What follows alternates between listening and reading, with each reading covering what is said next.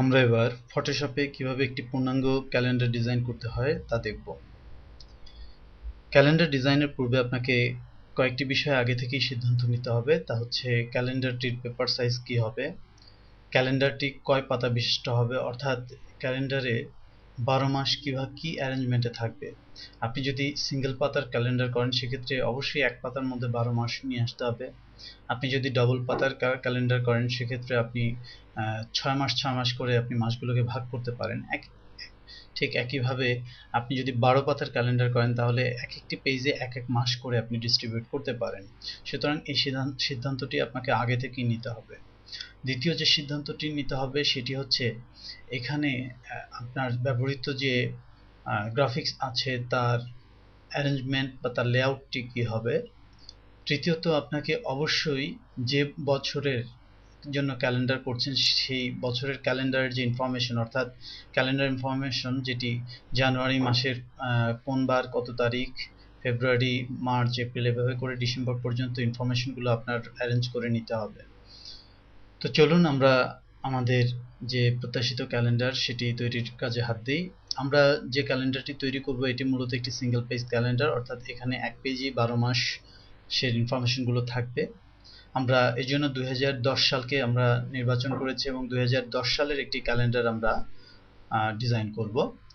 যেহেতু ইনফরমেশন 2010 সালের দরকার এবং এটি করতে বেশ সময়ের প্রয়োজন, আমরা আগে থেকে এই ধরনের একটি কাজ তৈরি করে রেখেছি। আপনারা আপনাদের মতো করে এই ইনফরমেশনগুলো তৈরি করে নিতে পারেন। এর জন্য আপনি কম্পিউটারাইজড যে ক্যালেন্ডার আছে সেখান থেকেও আপনি ইনফরমেশন নিতে পারেন, অথবা অনলাইনে বিভিন্ন ধরনের ওয়েবসাইট আছে যেখান থেকে আপনি ইনফরমেশন নিয়ে 2010 এমনকি 2020 বা আরও পরের যে কোনো সময়ের ক্যালেন্ডারের ইনফরমেশন আপনি পেতে পারেন এবং সেই অনুযায়ী ডিজাইনটি তৈরি করতে পারেন।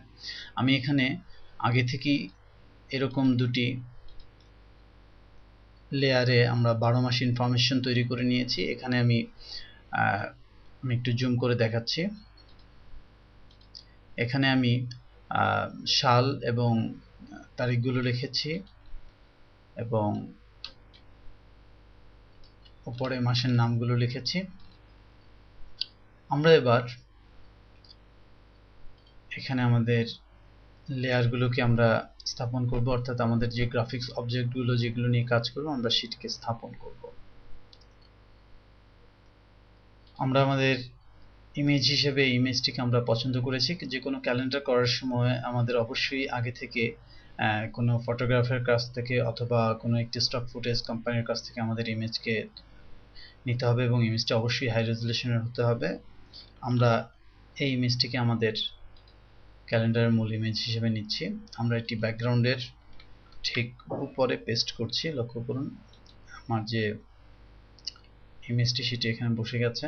আমি এটিকে কিছুটা অ্যারেঞ্জ করে নিচ্ছি এবং কিছুটা ট্রান্সফর্ম করে নিচ্ছি আমার প্রয়োজন অনুযায়ী।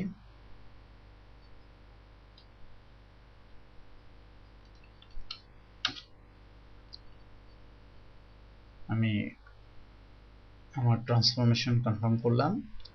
এখানে আমার ইমেজটি বসে গেছে এবং তার উপরে আমাদের যে ক্যালেন্ডারের যে সালের ইনফরমেশন সেটি রয়েছে। এখানে একটি গুরুত্বপূর্ণ বিষয় সেটি হচ্ছে আমার এই যে ব্যাকগ্রাউন্ড ইমেজ তার সাথে আমার যে সালের যে টেক্সটগুলো আছে তার কালার অনেক ক্ষেত্রে মিশে যাচ্ছে, বা অনেক ক্ষেত্রে এই কালারটি প্রিন্টের ক্ষেত্রে স্পষ্টভাবে বোঝা যাবে না যেহেতু কাছাকাছি কালার রয়েছে। সুতরাং আমাকে হাইলাইট করতে হবে, অর্থাৎ আমাকে আমার যে ক্যালেন্ডার এরিয়া রয়েছে সেটিকে হাইলাইট করতে হবে। এই জন্য আমি আরেকটি নতুন লেয়ার নিচ্ছি, এটি একেবারেই টপে একটি নতুন লেয়ার নিচ্ছি এবং আমি হোয়াইট দিয়ে এই লেয়ারটি আমি তৈরি করছি, একটি ব্লক তৈরি করছি, লেয়ার ব্লক।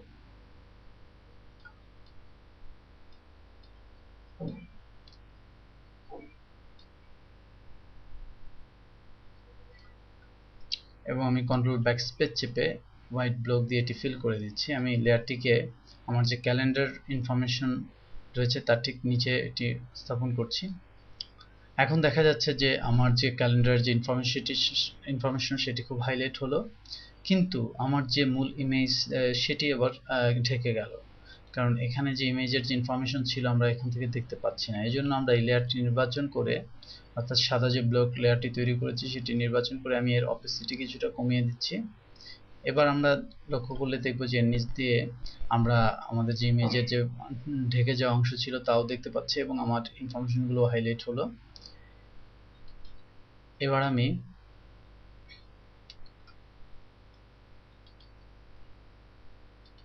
নতুন একটি লেয়ারে আমি সাল প্রদান করব। আমি এর ফন্ট সাইজ বাড়িয়ে নিচ্ছি, আমার ক্যালেন্ডারের সাথে ম্যাচ করে এরকম একটি সাইজ আমি এঁকে নিচ্ছি এবং আমি এর জন্য একটি কালারও নিচ্ছি।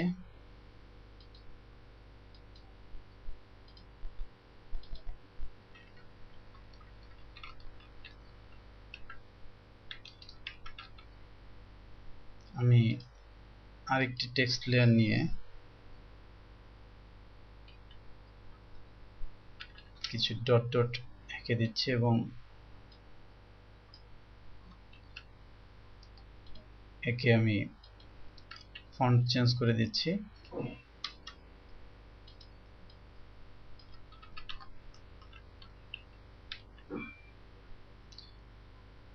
এবার আমাদের যে কাজটি বাকি রইল সেটি হচ্ছে আমাদের যে কোম্পানির জন্য আমরা এই ক্যালেন্ডারটি তৈরি করেছি সেই কোম্পানির নাম বসানো। আমরা এই ক্যালেন্ডারের যে কোনো অংশে তার নাম বসাতে পারি, এখানে বসাতে পারি, এখানে বসাতে পারি, এখানে বসাতে পারি, কিন্তু আমাদের সবসময় লক্ষ্য রাখতে হবে যেন আমাদের মূল যে ইমেজটি আছে সেটি যথাযথভাবে দেখা যায় এবং কোম্পানির নামটিও হাইলাইট হয়। আমি এজন্য এখানে আরেকটি নতুন লেয়ার নিচ্ছি এবং এখানে একটি ব্লক তৈরি করছি। ব্লকটি মূলত আমার যে ক্যালেন্ডারের সাদা ব্লক আমি তৈরি করেছি ঠিক তার সাথে ম্যাচ করিয়েই তৈরি করতে হবে এবং এটি আমি আরেকটি কালার দিয়ে ঢেকে দিচ্ছি। এই কালারটিতে বা এই লেয়ারটিতেও আমি কিছুটা ট্রান্সপারেন্সি নিয়ে আসছি। এবার আমি এখানে কোম্পানির যে ইনফরমেশন সেটি আমরা এখানে প্রদান করব।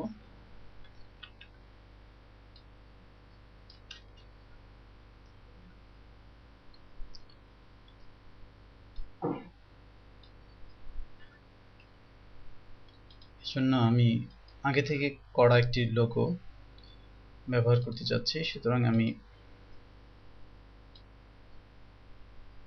এটি নির্বাচন করে কপি মার্জ দিচ্ছি। যেহেতু এখানে অনেকগুলো লেয়ার রয়েছে আমি কেবলমাত্র একটি লেয়ার না সমস্ত লেয়ারগুলোই আমরা এখানে নিতে যাচ্ছি। এবার আমি এটিকে পেস্ট করলাম এবং এখানে আমি পেস্ট করে দিলাম। আমাদের কোম্পানির নাম বসে গেল এবং তার যে পরের যে অংশটি আছে এখানে আমরা কোম্পানির ইনফরমেশন আমরা বসাতে পারবো।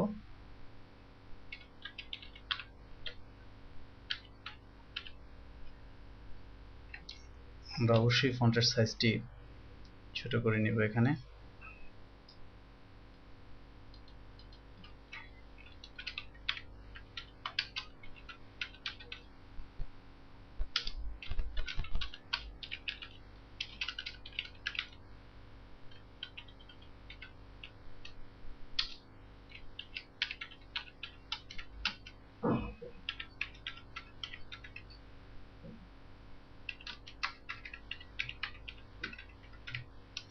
আমরা কিছু ইনফরমেশন এখানে দিলাম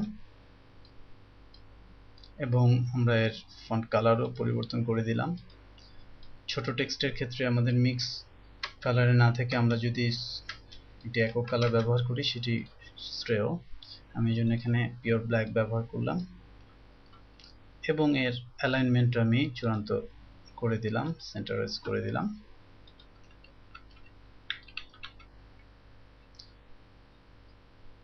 আমরা চাইলে এই যে ব্লক কালারটিকে আমরা অন্য কালারও করতে পারি। আমরা যদি আমাদের এই কোম্পানির নামকে আরেকটু বেশি হাইলাইট করতে চাই সেক্ষেত্রে আমি কালারটি পরিবর্তন করে হাইলাইট করে দিতে পারি। এটি আপনি আপনার পছন্দ অনুযায়ী আপনি কাজটি করবেন। আমি চাইলে এখানে আরো একটি ব্লক তৈরি করে এর একটা কালার সেপারেশন করতে পারি। কালারকে একটু ডিভাইডার মূলত একটি দিতে পারি। আমি কন্ট্রোল চেপে আর একটু ডার্ক কালারকে আমি অ্যাজ এ ডিভাইডার আমি দিয়ে দিচ্ছি। লক্ষ্য করুন এটি হয়ে গেছে। এখানে চাইলে আমি ফটোগ্রাফারের ইনফরমেশন দিতে পারি।